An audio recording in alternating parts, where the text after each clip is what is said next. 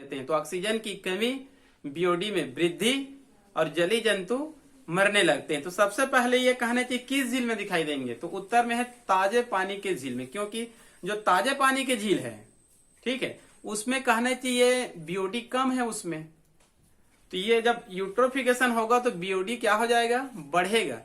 तो जिसमें ऑलरेडी पहले से बीओडी है उसमें सब दिखाई नहीं देगा, ये ताजे पानी की झील में सबसे पहले पता चलेगा, क्योंकि वो पहले शुद्ध थे। ठीक है जी, मतलब आपको प्रदूषण जानना है तो जहां पर ऑलरेडी प्रदूषित एरिया है वहां पर पता नहीं लगेगा। जो शुद्ध वातावरण है, जहां पर कोई प्रदूषण नहीं है, वहां पर सबसे पहले पता लग जाएगा।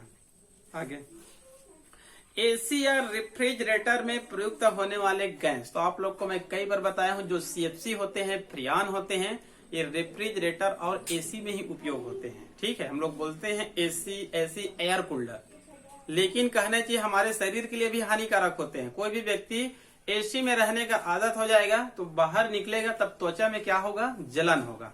ठीक है, मतलब वो बाहर भी निकलेगा तो 4 व्हीलर में जाएगा तो भी एसी चाहिए, ट्रेन में जाएंगे तो भी एसी चाहिए, घर आएंगे तो भी एसी चाहिए, मतलब वो उसी के अनुकूलित हो जाएंगे।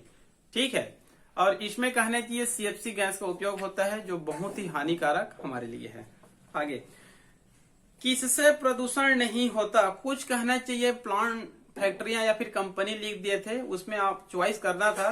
तो किस फैक्ट्री किस कंपनी में कहना चाहिए प्रदूषण सबसे कम होगा, तो उत्तर में था हाइड्रो इलेक्ट्रिक स्कीम, हाइड्रो इस इलेक्ट्रिक स्कीम, इसमें कम कहना चाहिए प्रदूषण होती है। क्लियर। आगे है ओजोन दिवस कब मनाया जाता है, ओजोन लेयर को सुरक्षा देने के लिए एक कहना चाहिए कौन से दिवस है, तो 16 सितंबर।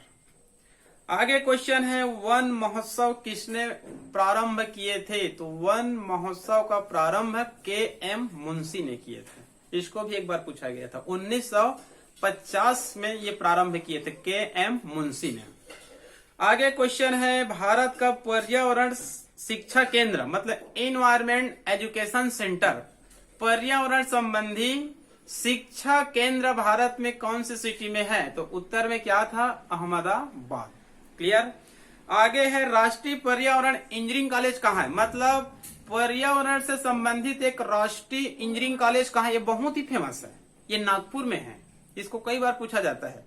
राष्ट्रीय पर्यावरण इंजीनियरिंग रिसर्च इंस्टीट्यूट, मतलब वहां पर इंजीनियरिंग कॉलेज में पर्यावरण का ही पढ़ाई होता है।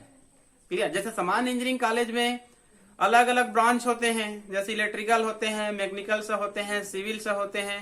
ठीक है, तो उसी प्रकार से नागपुर स्थित इंजीनियरिंग कॉलेज पर्यावरण के लिए बनाया गया है, ये नेशनल लेवल का है। ठीक है जी, ये नागपुर में है। आगे है भारत में किस राज्य में सबसे अधिक वन है, तो आप लोग को बताया था मैं, सबसे अधिक वन मध्य प्रदेश, सेकंड में अरुणाचल प्रदेश और तीसरा में छत्तीसगढ़। आगे है भारतीय वन प्रबंध संस्थान कहाँ है, ये इंस्टीट्यूट है, ये भारतीय वन, ठीक है, प्रबंध संस्थान मैनेजमेंट इंस्टीट्यूट, ये भोपाल में स्थित है। ठीक है जी, भारतीय वन प्रबंध संस्थान ये इंस्टीट्यूट है, ये भोपाल में है। उसके बाद इसी वन से 2 और क्वेश्चन है, इसको भी याद रख लेंगे। भारतीय वन सर्वेक्षण का मुख्यालय कहाँ है, भारतीय वन सर्वेक्षण का मुख्यालय कहाँ है, तो ये देहरादून में है। और देहरादून से ही एक और क्वेश्चन है, उसको कई बार पूछा गया है, क्वेश्चन का नाम है वन अनुसंधान संस्थान कहाँ है, वन अनुसंधान संस्थान मतलब फॉरेस्ट रिसर्च इंस्टीट्यूट। आप लोग जानते होंगे देहरादून उत्तराखंड में बहुत अधिक वन है, वहां पर रिसर्च सेंटर है फॉरेस्ट का, तो forest research institute, forest research institute one अनुसंधान संस्थान देहरादून। और जो सर्वेक्षण होता है वन संबंधी, उसका मुख्यालय भी देहरादून में है, लेकिन जो वन प्रबंध संस्थान है ये भोपाल में है। और जो पर्यावरण का कहना चाहिए जो शिक्षा केंद्र है वो अहमदाबाद में है, और जो पर्यावरण के लिए जो इंजीनियरिंग कॉलेज है वो नागपुर में है। क्लियर। आगे है उसके बाद WWF मतलब वर्ल्ड वाइल्ड लाइफ फंड, इसको मैं पिछले चैप्टर में बताया था, लेकिन वहां पर उसका मुख्यालय मैं नहीं बता पाया था। इसके बारे में फुल फॉर्म बताया था, और उसका कहना चाहिए जो सफेद पांडा या फिर कहना चाहिए लाल पांडा, उसका लोगो होता है। ठीक है जी, ये बताया था, लेकिन उसका मुख्यालय वहां पर मैं नहीं बता पाया था। इसका मुख्यालय है स्विट्जरलैंड में, एक देश का नाम है। क्लियर। आगे क्वेश्चन है, पर्यावरण का दुश्मन किस वृक्ष को कहा जाता है? पर्यावरण का दुश्मन किस वृक्ष को कहा जाता है? तो पर्यावरण का दुश्मन किस वृक्ष को कहा जाता है? यूकेलिप्टस को, क्योंकि इनका जो जड़ होता है अत्यधिक गहराई तक जाते हैं, तो ये ज्यादा मात्रा में कहना चाहिए वाटर को अवशोषित करते हैं। ठीक है, तो यदि कहना चाहिए सभी जगह यूकेलिप्टस का हम लोग पौधे लगा देते हैं, प्लांटेशन लगा देते हैं, तो सभी पौधे कहना चाहिए नीचे के वाटर को अवशोषित करके वाष्प के रूप में छोड़ देंगे, तो नीचे में कहना चाहिए, भूतल में कहना चाहिए वाटर की क्या हो जाएगा? कमी हो जाएगा, मतलब जो वाटर लेवल होता है वो नीचे चला जाएगा। आगे है, इको मार्क प्रमाण पत्र किस लिए दिया जाता है? इको मार्क प्रमाण पत्र किस लिए दिया जाती है? किसी किसी कंपनी को दिया जाता है, किसी उत्पाद को दिया जाता है। तो इको प्रमाण पत्र क्यों दिया जाता है?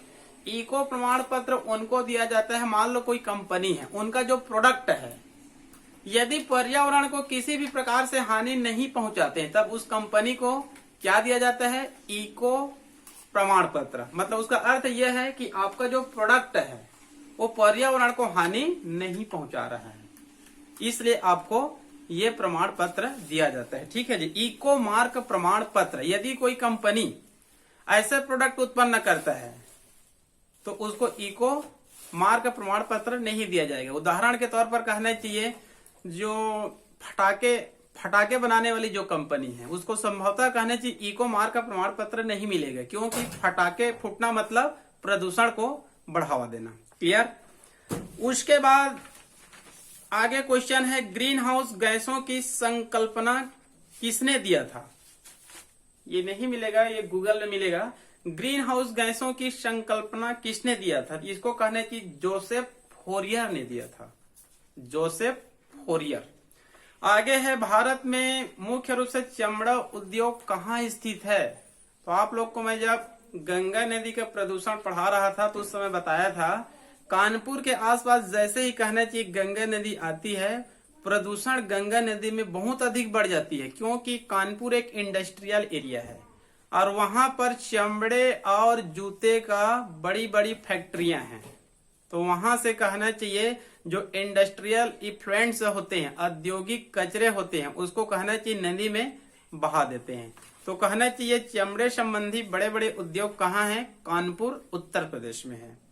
आगे है, भविष्य के ईंधन किसको कहा जाता है? तो भविष्य के ईंधन हाइड्रोजन को माना जाता है।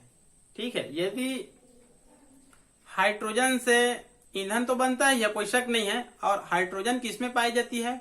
वाटर में, H2O, उसमें हाइड्रोजन है। तो हमारे पास इतने अधिक जल है, पूरी पृथ्वी में कहना चाहिए 71% भाग में जल ही जल है, लेकिन उस जल में जो हाइड्रोजन है या फिर वे जो जल है वो कहना चाहिए हमारे लिए योग्य नहीं है, तो उसको प्यूरिफायर करके उपयोग किया जा सकता है। तो आगे चलकर कहना चाहिए हाइड्रोजन को क्या मान सकते हैं? भविष्य का ईंधन। आगे है, UNEP का फुल फॉर्म क्या है और इसका मुख्यालय कहाँ है? UNEP, UN मतलब United Nation, EP environment programme, United Nation environment programme. ये संयुक्त राष्ट्र संघ का कहना चाहिए एक उपकरण है। हमको पता है संयुक्त राष्ट्र संघ एक संस्था है, अंतर्राष्ट्रीय संस्था है। ये विभिन्न क्रियाओं को चलाते रहते हैं और अलग अलग देशों में इसका मुख्यालय है। तो इसका मुख्यालय कहना चाहिए नैरोबी। केन्या एक देश है, उनकी राजधानी का नाम है नैरोबी, यहीं पर कहना चाहिए इसका मुख्यालय है। ये आप लोग को पढ़ाते पढ़ाते मैं वहां पर बताया था। 1992 रियो डी जेनेरियो, यहाँ पर अर्थ समिट हुआ था, पृथ्वी सम्मेलन हुआ था। ठीक है, green house effect, global warming को बचाने के लिए अंतर्राष्ट्रीय सम्मेलन हुआ था। इसमें 153 देशों के राष्ट्र प्रतिनिधियों ने भाग लिए थे और साइन भी किए थे। उसके बाद कहना चाहिए इनकी जानकारी किसको दिए थे? UNEP को। ठीक है, उसके बाद UNEP ने ही कहना चाहिए आगे चलकर विश्व पर्यावरण दिवस मनाने का निर्णय लिए थे। लेकिन कहीं पर विश्व पर्यावरण दिवस मनाने का निर्णय स्टॉकहोम सम्मेलन में दिया रहता है। ठीक है, तो कहां से ये शुरू हुआ इसको छोड़ दीजिए, क्योंकि एक जगह 1972 दिया है और एक जगह 1992, लेकिन इतना याद रखेंगे कि 5 जून को ही कहना चाहिए विश्व पर्यावरण दिवस मनाया जाता है। क्लियर। उसके बाद आगे है टेरेसिंग, मतलब सोपान निर्माण। मृदा संरक्षण की एक प्रभावी विधि है। मृदा संरक्षण की एक प्रभावी विधि है टेरेसिंग। तो कौन से मृदा में कहना चाहिए मृदा संरक्षण के लिए प्रभावी है? तो उत्तर में है पहाड़ियों में। जो पहाड़ होते हैं वहां पर मृदा संरक्षण करना है तो टेरेसिंग मेथड का उपयोग किया जाता है पहाड़ी क्षेत्रों में मृदा अपरदन को रोकने के लिए। चिपको आंदोलन, इसको भी आप लोग को बताया था मैं। चिपको आंदोलन 2 क्षेत्र है, गोपेश्वर और चमोली। चमोली टिहरी कहने से सुंदरलाल बहुगुणा, गोपेश्वर कहने से चांदी प्रसाद भट्ट। क्लियर। ये चांदी प्रसाद भट्ट का नाम पुस्तकों में नहीं मिलता है, लेकिन गोपेश्वर क्षेत्र में इन्हीं ने प्रारंभ किए थे 1973 में, और 1974 में बताते हैं सुंदरलाल बहुगुणा। लेकिन सभी जगह आपको नाम मिलेगा चिपको आंदोलन मतलब सुंदरलाल बहुगुणा। उत्तराखंड का गढ़वाल क्षेत्र, वृक्षों को बचाने के लिए। क्लियर। आगे है मृदा संरक्षण को किससे रोका जा सकता है? मृदा संरक्षण को किससे रोका जा सकता है? तो उत्तर में इंग्लिश में था, हिंदी में तो क्लियर है, वनों को लगाना। वनों को लगाना। ठीक है, तो उत्तर में यहां पर इंग्लिश में ए लिख दिया था, एफॉरेस्टेशन। तो कई बार ए मतलब क्या होता है? अब्सेंट होता है, अ होता है। ठीक है, तो एफॉरेस्टेशन। तो फॉरेस्टेशन मतलब वनीकरण। डिफॉरेस्टेशन वनों का कटाव हो जाना। डिफॉरेस्टेशन वनों का घटना, वनों का कटाव हो जाना। फॉरेस्टेशन वनों को लगाना। एफॉरेस्टेशन वनों को पुनः लगाना। वनों को पुनः लगाना एफॉरेस्टेशन। तो एफॉरेस्टेशन से कहना चाहिए हम लोग मृदा को क्या कर सकते हैं? संरक्षित कर सकते हैं। क्लियर। आगे है वन कौन सा संसाधन है? तो वन तो कहना चाहिए नवीनीकरण है, लेकिन आप लोग को मैं पढ़ाते पढ़ाते बताया था वन एक नवीनीकरण संसाधन है, लेकिन नवीनीकरण कौन करेगा?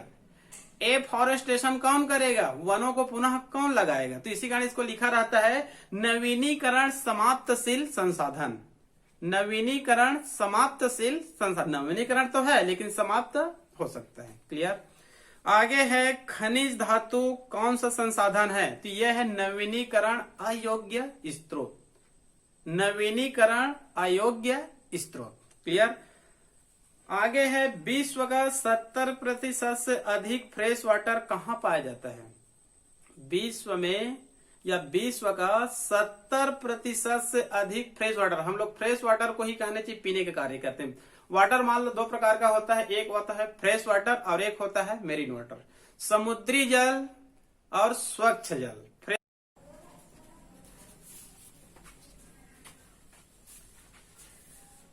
अगला क्वेश्चन है विश्व का 70% से अधिक स्वच्छ जल कहाँ पाए जाते हैं? विश्व का 70% से अधिक स्वच्छ जल कहाँ पाए जाते हैं? हम सबको पता है जल या वाटर 2 प्रकार का होता है।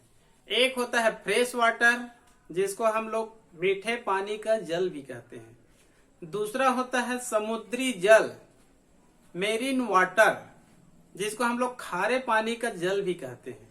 ये देखा जाता है जो समुद्री जल है उनकी मात्रा तो बहुत अधिक है, लेकिन ये खारे होता है जो हमारे लिए कहना चाहिए कोई काम का नहीं है।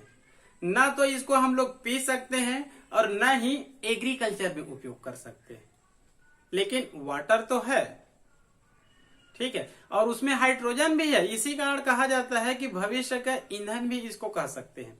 तो यहाँ पर क्वेश्चन ये है कि विश्व का 70% से अधिक जो फ्रेश वाटर है कहाँ पाई जाती है? तो उत्तर में है ध्रुवी बर्फ में। जो उत्तरी ध्रुव है, दक्षिणी ध्रुव है, वहां पर कहना चाहिए बर्फ की चट्टानें पाई जाती है। तो उसी को माना गया है कि 70% से अधिक फ्रेश वाटर कहाँ पाई जाती है? ध्रुवी बर्फ में। क्लियर। लास्ट में क्वेश्चन है, वह कौन सी अमेरिकन प्रजाति है जो भारत में आकर जलीय खरपतवार है। अमेरिकन प्रजाति मतलब विदेशी प्रजाति। जैसे कि मान लो कहना चाहिए प्रत्येक पौधे का मूल निवासी स्थान होता है। जैसे कि मान लो कहना चाहिए पपीता, उनका कोई देश मूल निवासी स्थान होगा।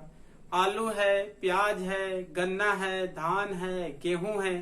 तो एक पौधे, जैसे कोई पौधे कहना चाहिए अमेरिका में उत्पत्ति हुई, मूल निवासी स्थान अमेरिका, जब वहां से भारत लाया जाता है तब उसको हम लोग अमेरिकन प्रजाति या विदेशी प्रजाति कहते हैं। तो वह कौन सा अमेरिकन प्रजाति है जो भारत में आकर जलीय खरपतवार बना है। तो उत्तर में होता है इकॉर्निया। ये तालाबों में पाई जाती है क्योंकि ये जलीय खरपतवार है। एक क्वेश्चन यहीं पर बनता है, जो हमारी एग्रीकल्चर है उसको कहने चाहिए खतरा किससे बना हुआ है। तो विदेशी प्रजातियों से। क्योंकि कहना चाहिए आजकल एक होड़ लगा हुआ है। कोई भी किसान है, कोई भी फार्मर है, यदि उनको पता लगता है कि ये प्रजाति से ज्यादा उत्पादन होने वाला है, तो उनको ये मतलब नहीं होता है कि ये देसी है कि विदेशी। हाँ, हमको 1 एकड़ में 30 क्विंटल धान का उत्पादन हो रहा है तो हम उसी को लगाएंगे। ठीक है, क्योंकि सबको अधिक से अधिक उत्पादन चाहिए। हम लोग उसमें देखते हैं डेयरी फार्म में देखते हैं, जो कहना चाहिए देसी गाय होते हैं, देसी भैंस होते हैं, उनमें दुग्ध उत्पादन की क्षमता क्या होती है, कम होती है। लेकिन जो विदेशी प्रजाति होते हैं जैसे कि HF होते हैं, होल्स्टीन प्रजाति, ये कहना चाहिए इनमें मिल्क प्रोडक्शन या फिर दुग्ध उत्पादन क्या होता है, ज्यादा होता है। तो प्रत्येक जो डेयरी फार्मर के जो मालिक होते हैं, फार्मर होते हैं, वो विदेशी प्रजाति को ही लेना पसंद करते हैं। तो इस प्रकार से कहना चाहिए हमारी जो एग्रीकल्चर है, हमारी जो एनिमल हस्बेंड्री है, इनको खतरा किससे बना हुआ है, तो विदेशी प्रजातियों से बना हुआ है। क्लियर। तो ये हो गया आप लोगों का इन्वायरमेंट इशू या फिर कहना चाहिए पर्यावरणीय मुद्दे या फिर पर्यावरण या फिर प्रदूषण से संबंधित ऑब्जेक्टिव क्वेश्चन। क्लियर। तो आप लोग कहने चाहिए पहले थ्योरिकल को पढ़ेंगे, उसके बाद ऑब्जेक्टिव में प्रैक्टिस वर्क करेंगे। डायरेक्ट आप लोग प्रैक्टिस वर्क या फिर ऑब्जेक्टिव का अध्ययन नहीं करेंगे। यदि ऐसा करते हैं तो आपके पढ़ाई में कहना चाहिए गहराई नहीं रहेगा। इसी कारण कहने चाहिए पहले आप लोगों को अधिक से अधिक थ्योरिकल पढ़ना है।